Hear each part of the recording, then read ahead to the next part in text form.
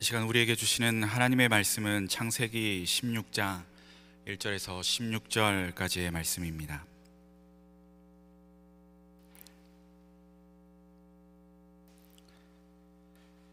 창세기 16장 1절에서 16절까지의 말씀을 저와 여러분이 한 절씩 교독하시겠습니다.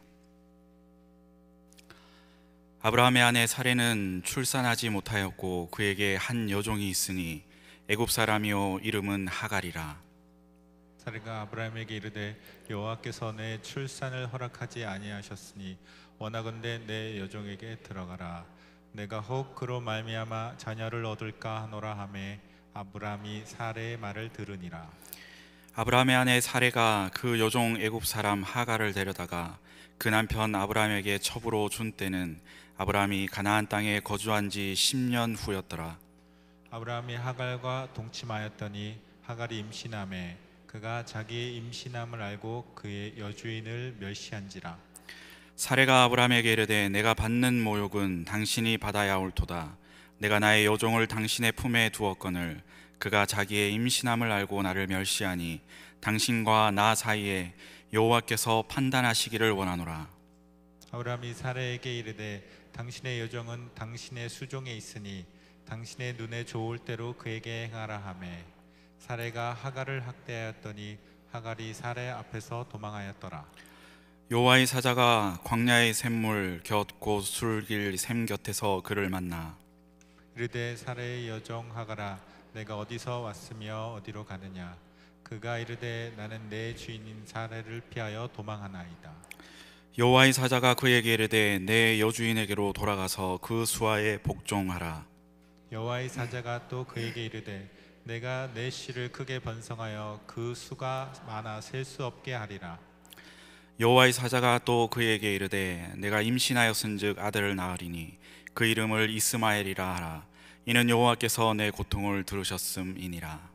그가 사람 중에 들나귀 같이 되리니 그의 손이 모든 사람을 치겠고 모든 사람의 손이 그를 치시며 그가 모든 형제와 대항해서 살리라 하니라.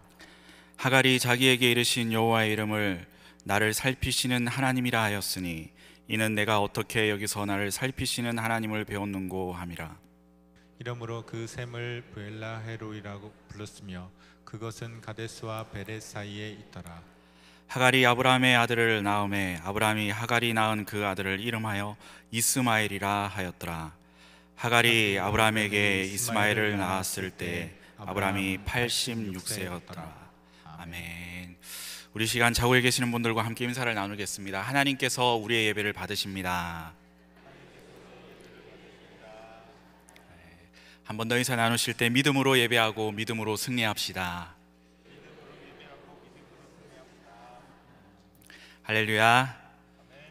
예배는 참 중요합니다. 왜냐하면 예배 가운데 우리의 인생을 바꿀 하나님의 음성이 들리기 때문입니다. 그런데 지금 우리가 드리는 이 시간에는 참 말씀 듣는 것이 쉽지 않은 시간인 것 같습니다. 우리 시간 옆에 분들을 격려하시면서 이렇게 한번 인사를 했으면 좋겠습니다. 졸음을 이기고 예배에 집중합시다. 네, 졸음을 이기고 말씀을 잘 들을 수 있는 귀한 시간이 되기를 간절히 소망합니다. 하나님을 예배하고 또 그 예배를 통하여서 우리에게 주시는 은혜를 누리는 것이 우리 인생 가운데 가장 큰 기쁨이고 소망이 아닐까 그렇게 생각되어집니다. 그러한 은혜들을 우리가 날마다 누리며 살아가는 우리 모든 성도님들 되시기를 주의 이름으로 축복합니다. 창세기에 이 나타나는 아브라함의 믿음은 전 세계 모든 인류에게 상징이 되는 인물입니다. 우리가 믿음을 갖게 된 것은 하나님께서 우리를 찾아오셨기 때문이죠. 믿음은 나로부터가 아니라 하나님으로부터 시작됩니다. 그리고 그 믿음은 말씀을 들으면서 커가는 것이죠. 성경은 이 아브라함의 믿음을 하나님께서 의로 여기셨다라고 그렇게 말씀해 주고 있습니다. 그의 믿음을 의로 여기며 그가 하나님 앞에서 이 존귀함을 받은 것은 아브라함의 행함이나 또한 행실이나 그의 어떠한 노력이 아니라 그의 믿음이다라고 성경은 설명하고 있습니다. 그런데 중요한 것은 이 아브라함이 원래부터 거룩하고 존귀한 사람이 아니었고, 아브라함이 하나님을 믿음에 하나님께서 그를 의로 여기시고 그를 믿음의 조상으로 삼아서 존귀하게 사용하셨다라고 성경은 분명하게 기록하고 있습니다. 그러나 오늘은 우리가 이러한 존귀하고 믿음의 조상, 긍정적인 부분, 장점보다는 조금 단점인 부분들을 살펴보면서 우리에게 주시는 교훈을 함께 나누고자 합니다. 이 아브라함은 하나님으로부터 자기 몸에서 나오는 이 후사를 통하여서 이스라엘 민족과 전 세계에 복을 주시겠다라는 언약의 약속의 말씀을 받으셨죠. 뿐만 아니라 아브라함은 하나님으로부터 이 횃불 언약도 시행하였습니다. 그리고 하늘의 별들을 보여주시면서 너의 후손이 이와 같을 것이다 라고 언약하셨지만, 아브라함의 믿음은 아내인 사레의 한마디에 믿음이 흔들거리는가 하면 무참히 무너져 버리고 만 것을 오늘 본문을 통하여서 우리가 볼 수 있습니다. 믿음의 사람도 때로는 낙심하고 또 절망하고 두려워하고 좌절하기도 한다라는 것을 우리가 볼 수 있습니다. 아브라함도 믿음의 삶을 살았지만 아마 두려움에 사로잡혔던 것 같습니다. 두려움에 사로잡히면 판단력이 흐려집니다. 우리가 평소에 잘 하는 것도 우리의 마음에 두려운 마음이 생기기 시작하면 평소에 잘 했던 것도 잘 하지 못하고 점점 절망의 늪으로 빠지게 되는 것이죠. 사람은 이 미래가 보장될 때에 꿈과 소망으로 생기가 돌지만, 꿈이 없는 사람은 좌절하고 절망하게 됩니다. 왜 아브라함이 두려움에 사로잡히게 되었습니까? 그것은 하나님의 약속의 말씀을 믿지 못하고 의심하였기 때문입니다. 급기야 오늘 본문에서는 이 사례의 편법에 주저함 없이 승낙하고 하나님의 이 약속을 자신들 마음대로 단축시키려는 그러한 계획에 동의하는 모습을 우리가 보게 됩니다. 아브라함은 앞선 이 15장에서 하나님이 그에게 자식을 주어 번성케 하실 것이다 라는 그 말씀을 그대로 믿었습니다. 그러나 하나님과의 언약은 가장 가까운 아내인 사레를 통하여서 단번에 무너지고 말았습니다. 이것을 본다면 참 믿음이라는 것은 고백만 한다고 다 되는 것이 아니라 하나님의 말씀에 순종하며 지키겠다는 각오와 결단이 따라야 한다라는 것을 알 수 있습니다. 그리고 우리의 고백과 동시에 행동과 실천이 있어야 참된 믿음의 삶을 살아갈 수 있다는 것 또한 우리에게 교훈해 주고 있습니다. 다시 말하면 이 참된 믿음이라는 것은 하나님의 말씀을 따라 행동하는 믿음을 보여야 한다라는 것이죠. 우리는 말씀을 듣는 것은 너무나도 잘합니다. 우리가 늘 예배 드리는 것, 말씀을 듣는 것, 말씀을 읽는 것까지는 너무나도 잘하고 있습니다. 그러나 우리가 행동하는 것이 약한 것이죠. 아브라함과 사레는 이 자기 몸에서 이 자식이 난다라는 하나님의 언약을 분명히 받았음에도 불구하고 그들은 하나님께서 말씀하신 그 하나님의 때를 기다리지 못했습니다. 자식을 얻기 위하여서 섣불리 이 여종 하갈을 첩으로 취하고 말았습니다. 오늘 본문 1절 말씀을 보면 이렇게 기록합니다. 아브라함의 아내 사레는 출산하지 못하였고 그에게 한 여종이 있으니 애굽 사람이요 이름은 하갈이라 라고 그렇게 기록하고 있습니다. 하나님은 자식을 주겠다고 거듭해서 약속하고 있지만 현실은 이 자신의 아내는 잉태할 수 없다고 치부하고 있었던 것이죠. 그러기에 이 하갈이라는 여종을 취하여서 아이를 낳는 것은 하나님을 돕는 일이라고 그들은 스스로 판단했는지도 모릅니다. 사랑하는 성도 여러분, 우리의 어떠한 노력과 우리의 어떠한 판단과 행동이 하나님을 돕는 것이 아니라는 사실을 우리는 깨달아야 합니다. 우리의 어떠한 노력과 우리의 열심을 통하여서 하나님이 영광 받으시기 때문에 우리의 어떠한 노력을 통하여서 하나님이 영광 받는다, 우리가 했기 때문에 하나님께서 영광 받는다라고 우리는 늘 생각합니다. 그러나 우리가 하나님을 선택한 것이 아니고 하나님께서 우리를 선택하셨고 지명하여 부르셨다라는 사실을 우리는 기억해야 합니다. 우리의 어떠한 동정을 하나님께서 받으시는 것이 아니죠. 하나님께서 우리를 사용해서 하나님의 뜻을 이루어 가시겠다고 우리에게 사명을 주시는 것이지, 우리의 어떠한 행위로 인하여서 하나님께서 영광 받으시는 것이 아니라는 겁니다. 아브라함에게 이 자식은 절실히 필요한데, 그래서 떠올린 이 묘안이 바로 몸쪽인 하갈이었습니다. 어쩌면 우리도 살아가면서 비슷한 경험을 하면서 살아가고 있는지도 모릅니다. 오늘도 우리가 이 자리에 지금 모여서 함께 예배하고 있습니다. 예배에 빠지지 않고 참석하고, 기도 모임에도 참석하고, 모든 예배와 성경 공부와 교육과 훈련에 우리가 빠지지 않고 참석하면서 살아가는 것이 아마 우리들의 모습이 아닐까, 그렇게 생각이 되어집니다. 그런 모임들을 통하여서 또 은혜도 받기도 합니다. 우리에게 주시는 은혜를 우리가 깨닫고, 우리가 그것을 통하여서 하나님 앞에 다시 한 번 더 믿음으로 살겠노라고 다짐하고 결단하고 헌신을 하기도 합니다. 뿐만 아니라 성경 공부를 통하여서 성경의 지식을 알아갈 뿐만 아니라 그 하나님의 뜻을 우리가 알아가는 그러한 믿음의 과정, 성화의 과정을 우리가 겪으면서 살아갑니다. 그러나 집으로 돌아오면 어려운 문제들과 해결되어야 할 고민거리는 꼼짝하지 않고 나를 기다리고 있습니다. 말씀을 들을 때에는 우리의 마음이 뜨거워져서 우리는 확신합니다. 전적으로 믿습니다 라는 고백으로 하나님 앞에 아멘으로 화답합니다. 예배를 마친 후에 기쁜 마음으로 우리에게 행하실 그 하나님의 은혜와 그 하나님의 섭리를 우리가 기대하고 집으로 돌아갑니다. 그리고 내 고민거리가 어떠한 해결책이, 문제가 해결될 것이라는 기대를 가지고 낙관적인 기대감으로 집으로 돌아가지만, 사례에게 잉태할 수 없었던 현실이었던 것처럼 우리도 은혜는 받았지만 해결되지 않는 그러한 문제와 상황들을 보면서 하나님을 향한 믿음이 흔들리고 맙니다. 믿음이 있다고 하지만 어느 순간에 믿음으로 적용하지 않습니다. 삶의 모든 부분에서 하나님을 빼버리고 하나님을 의식하지 않고 결정하는 것, 이것이 하나님 앞에 죄인 줄도 모르고 우리는 살아가고 있습니다. 우리의 삶에서 하나님을 빼버리면 믿음 없는 생각과 행동이 우리를 손쉽게 지배하고 만다는 것이죠.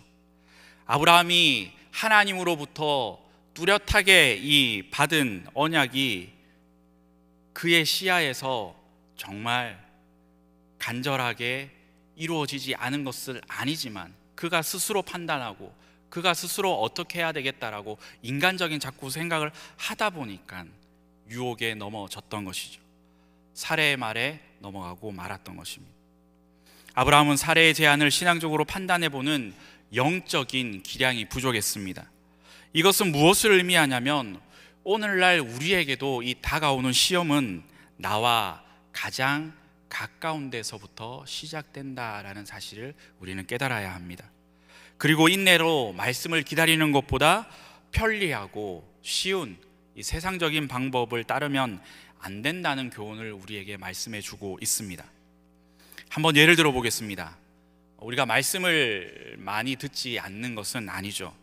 요즘은 우리가 말씀이나 설교나 간증이나 이런 것들을 듣고 싶으면 꼭 집에서 봐야 하는 TV나 컴퓨터나 이런 것이 없어도 핸드폰으로나 얼마든지 우리가 말씀을 들을 수 있습니다.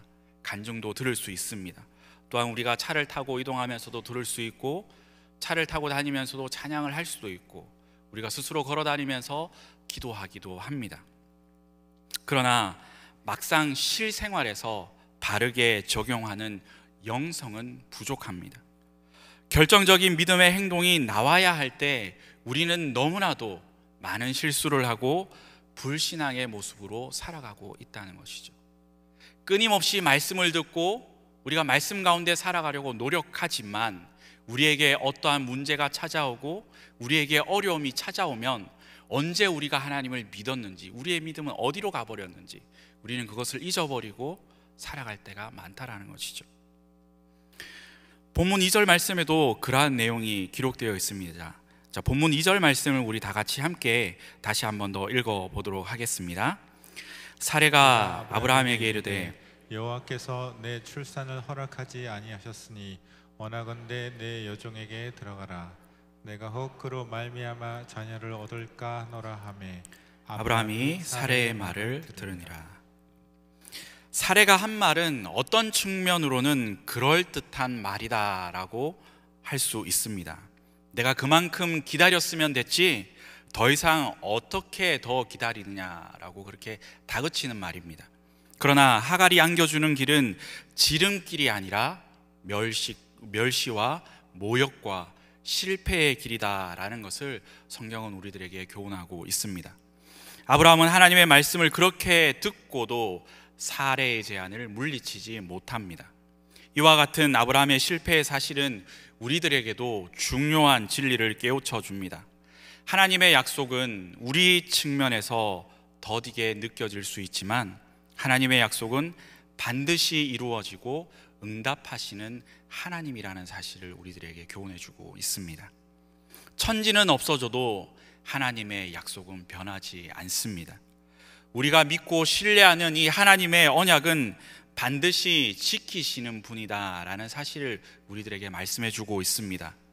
우리를 향한 하나님의 사랑은 변치 않으시고 우리를 향한 하나님의 약속은 변치 않는다는 사실을 믿을 수 있기를 바랍니다. 그렇기 때문에 우리는 하나님 앞에 찬양을 멈출 수가 없습니다. 우리는 수시로 변덕을 부리지만 하나님의 언약은, 하나님께서 우리를 향한 그 사랑은 세상 끝날까지 변하지 않는 신실하신 사랑입니다. 많은 그리스도인들의 실패는 인내하지 못하기 때문입니다. 신앙의 이 실패자에게도 볼 수 있는 특징은 모두가 하나님보다 앞서가려는 성급함 때문에 실패를 경험하게 되는 것입니다. 우리 모두 말씀을 듣는 순간뿐 문제 앞에서는, 어떠한 어려움이 찾아왔을 때는 하나님 앞에 기도하고 기다리기보다는 자신들의 방식으로, 세상 사람들이 선택하는 방법으로 따라가고 그것으로 하나님의 뜻을 성취해 보려고 합니다. 이것은 하나님의 능력을 온전히 믿지 않기 때문입니다. 사랑하는 성도 여러분, 하나님은 참되시며 살아 계신 분이십니다. 우리에게 이러한 믿음이 있어야 하는 것이죠. 우리의 기도는 늘 하나님 앞에 어떠한 계획과 목표가 있을 때 하나님 도와주십시오, 내가 이것을 계획합니다, 하나님 이것이 이루어질 수 있도록 하나님 반드시 응답해 주셔야 됩니다 라고 마치 억지를 쓰는 것처럼, 하나님께서 반드시 들어주셔야 된다는 것처럼 하나님 앞에 기도하지 않습니까?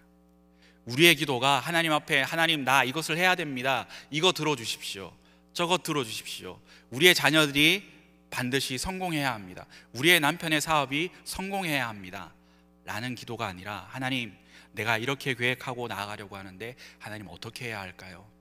하나님 길을 열어주시고 하나님께서 이 모든 것들을 주관하여 주셔서 나의 생각이 아니라 하나님의 방법으로 나아갈 수 있도록 믿음을 주시고 은혜를 베풀어 달라고. 우리의 기도가 이렇게 나아가야 하지 않을까요? 우리가 그렇게 하나님 앞에 기도할 때에 우리의 삶에, 가정에 직접적으로 개입하기를 원하시는 그 하나님의 은혜를 우리가 경험하게 될 것입니다.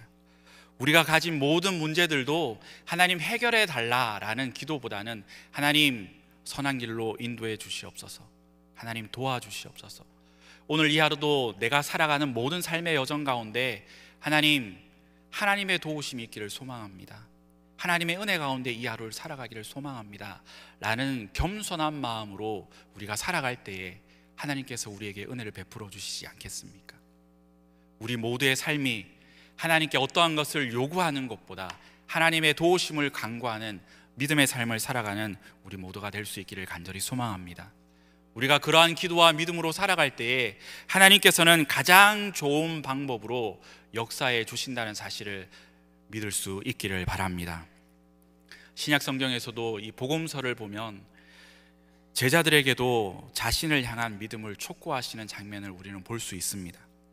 풍랑이는 이 바다를 잔잔케 하신 능력을 의심하는 자들에게 어찌하여 믿음이 없느냐라고 믿음 없는 자들을 책망하셨습니다.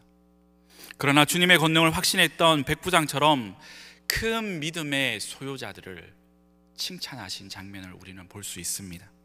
이와 마찬가지로 오늘 우리가 주님 앞에 드러내야 할 것이 있다면 다른 것이 아니라 하나님을 향한 믿음입니다. 하나님을 향한 믿음. 믿음으로만 하나님을 기쁘시게 합니다. 그러므로 오늘 이 자리에서 예배하는 우리 모든 성도님들은 큰 믿음의 사람들이 다 될 수 있기를 주님의 이름으로 축복합니다. 다시 본문을 보시면 애굽 사람이요 사레의 몸쪽인 하갈이 등장하고 있습니다. 아브라함도 사레도 자식에 대한 하나님의 약속을 기다리는 과정에서 두 사람 모두가 어쩌면 더 이상 인내가 한계에 왔는지도 모릅니다. 그들의 마음에 의심이 생겨나고 더 이상 하나님을 기다린다는 것은 무의미하다라고 그렇게 판단하고 말았는지도 모릅니다. 그리고 대안은 몸종인 하갈에게 초점을 맞추었습니다. 그리고 하나님께 묻지도 않고 하나님 앞에 엎드리지도 않습니다. 성경 어디를 찾아봐도 하나님 앞에 기도하였다라는 것은 찾아볼 수 없습니다. 하나님의 언약보다는 편리하고 현실적인 대안을 찾았던 것이죠. 본문 2절 상반절 말씀을 다시 보면 사레가 아브라함에게 이르되 여호와께서 내 출산을 허락하지 아니하셨다라고 그렇게 기록합니다. 이것은 무슨 말이냐면 아기를 못 낳는 것은 내 탓이 아니라 하나님 탓이다라고 하나님께 지금 책임을 전가하고 있습니다. 하나님의 약속을 기다렸던 이 아브람과 사레는 자기 마음대로 판단하고 자기 마음대로 결정하고 자신들 마음대로 실행하고 맙니다. 이러한 방법은 우리 또한 예외가 아닙니다. 우리도 하나님 앞에 기도하고 인내하며 기다리기보다는 쉬운 방법을 택할 때가 얼마나 많은지 모릅니다. 어쩌면 우리가 신앙생활을 하면서 하나님 앞에 기도할 때에 하나님 이러한 것들이 필요합니다 라는 기도의 제목을 드렸을 때 하루, 아니 한 주, 두 주 만에 빨리빨리 기도의 응답이 주어지면 얼마나 좋겠습니까? 그러나 때로는 하나님께서 그 기도를 빨리 응답해 주실 때도 있지만 오랫동안 시간이 걸리기도 합니다. 아니 하나님께서 들으셨는지 응답조차, 아니 기별조차 없는 그런 느낌이 들 때도 있습니다. 그럼에도 불구하고 우리는 하나님 앞에 인내하며 기도해야 하는 것이죠. 하나님을 제쳐놓고 하나님 앞에 기도한다고 해놓고선 하나님께서 응답을 주시지도 않았는데 어떠한 일을 결정하고 우리가 어떠한 일을 추진한다면 그 일은 잘 되는 일이 거의 없습니다. 하나님 없이 가는 길은 실패와 고통만 있을 뿐이고 우리에게 어려운 길, 돌아가는 길, 지름길이 아니라고 성경은 분명하게 말씀해 주고 있습니다. 하나님 없이 가는 길은 고통의 길입니다. 그렇기 때문에 우리는 하나님을 앞질러서 가려고 하면 안 됩니다. 급기야 사레는 더 이상 하나님께서 자신의 기도를 들어주시지 않는다고 결론을 지어버립니다. 아브라함은 하나님의 계시를 받았다고 큰소리치고 환상을 통해 자식을 주시리라는 약속을 받았다라고 그렇게 말은 하지만 사레에게는 공허한 말뿐이었습니다. 사레가 아브라함의 말을 우습게 여기는 이유를 따져보면 이 애굽의 사건으로 거슬러 올라갑니다. 애굽에서 이 자기 목숨을 구제하기 위해서 사레를 바로의 궁에 팔아 넘기다시피 했던 그 사건 때문이죠. 남편이라는 사람이 얼마나 이기적이며 비정한 인간인지를 실감하였고 남편이라도 믿을 처지가 못 된다는 것을 그때처럼 뼈저리게 느낀 적도 없을 것입니다. 이러한 아브라함의 모습을 볼 때 사레는 남편 아브라함을 신뢰할 수 없었는지도 모릅니다. 성경에는 상세하게 기록되어 있지 않지만 아마 두 사람은 자식 문제를 놓고 종종 싸웠는지도 모릅니다. 부부 사이에도 신뢰할 수 없는 일이 생기게 되면 어떠한 말을 해도 상대방을 신뢰하지 않습니다. 그래서 부부간에도 신뢰가 무너지면 가정에 중대한 문제가 발생하게 됩니다. 그 결과 여호와께서 내 출산을 허락하지 아니하셨다라고 결론을 내리면서 하나님까지 원망하는 모습을 오늘 보게 됩니다. 그리고 사레의 말은 남편에 대한 적개심과 하나님에 대한 원망 또한 함께 섞여 있습니다. 아무튼 사레는 하나님께서 자식을 안 주시니까 차선책으로라도 문제를 해결해야 하지 않겠느냐라고 그렇게 생각한 것이죠. 그래서 하갈이라는 요정을 남편의 첩으로 주고 자식이 생기기를 바랬습니다. 더군다나 이 당시에는 본처에게서 자식이 없을 경우 여종을 통하여서 자식을 볼 수 있는 관행이 있었습니다. 그래서 본문 2절 말씀을 보면 이 원하건대 내 여종에게 들어가라 라고 그렇게 말합니다. 여기서 원하건대라는 말 속에는 이 살해의 감정이 짙게 서려 있습니다.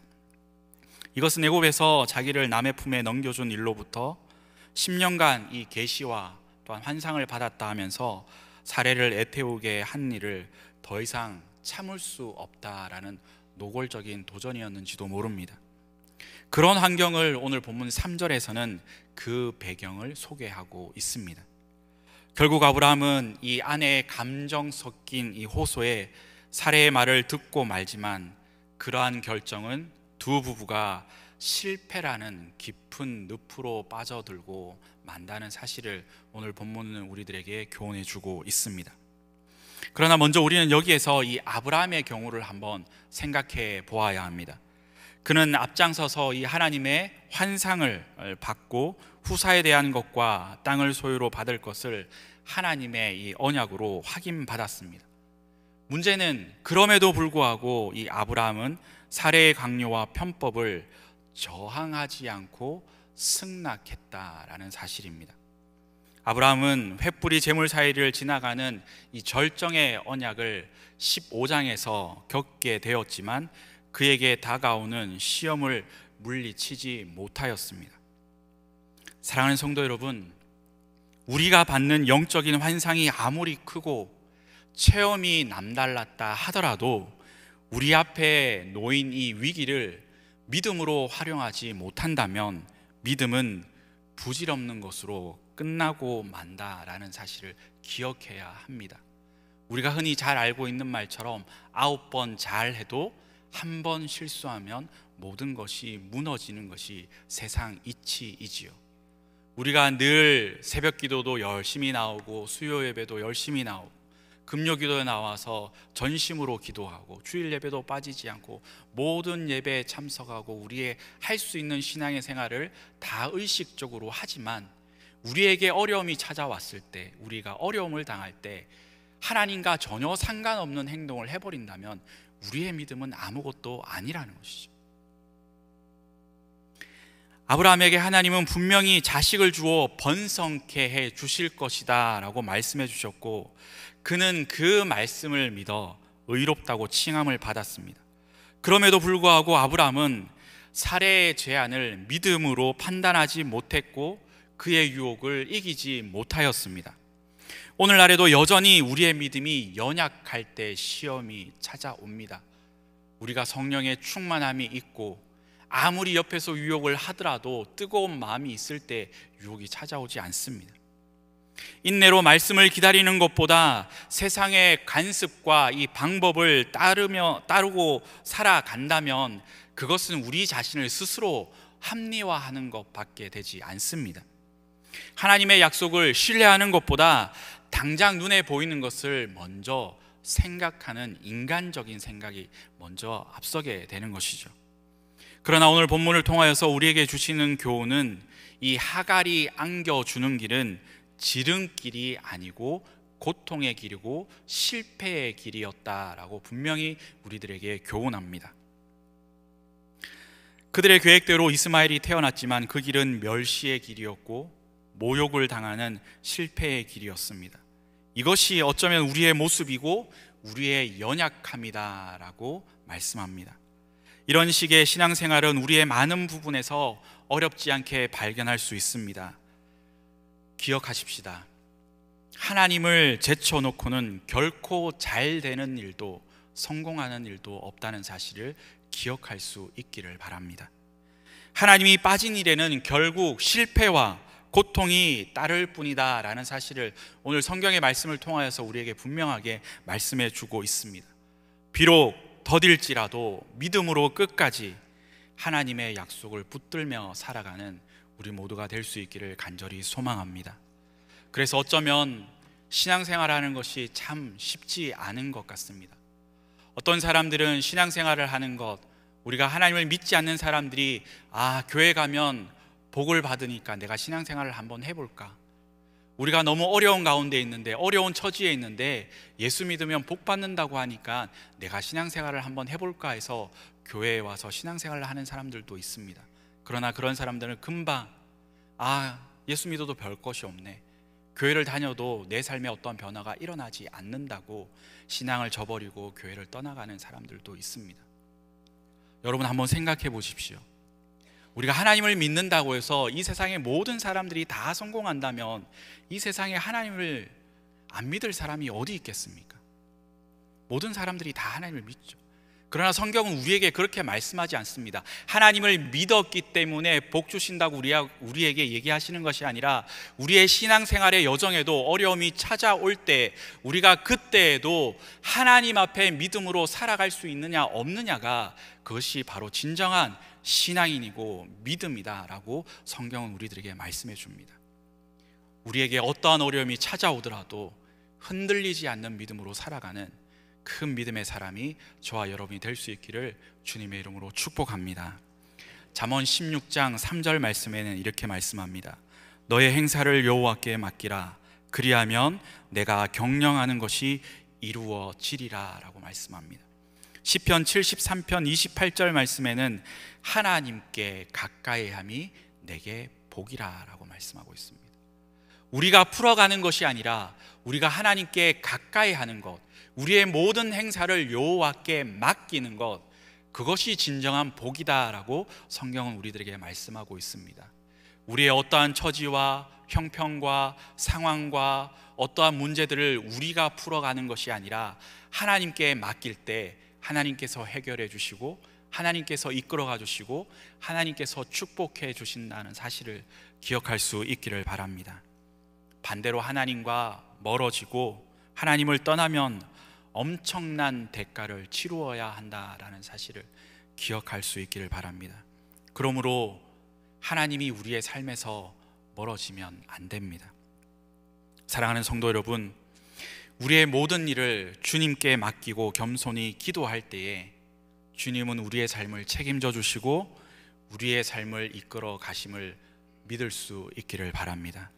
그리하여 우리의 갈 길 다가도록 주님만 의지하고 신뢰하며 하나님과 함께 믿음으로 걸어가는, 믿음으로 승리하며 살아가는 복된 성도의 삶을 살아가는 저와 여러분이 될 수 있기를 주님의 이름으로 축원합니다. 기도하겠습니다. 하나님 아버지, 감사합니다. 오늘도 말씀을 통하여서 교훈하여 주시고 또 은혜 주심을 감사합니다. 믿음의 조상 아브라함에게도 두려움에 사로잡히고 판단력이 흐려짐으로 하나님을 의심하는 모습을 오늘 말씀을 통하여 우리가 보았습니다.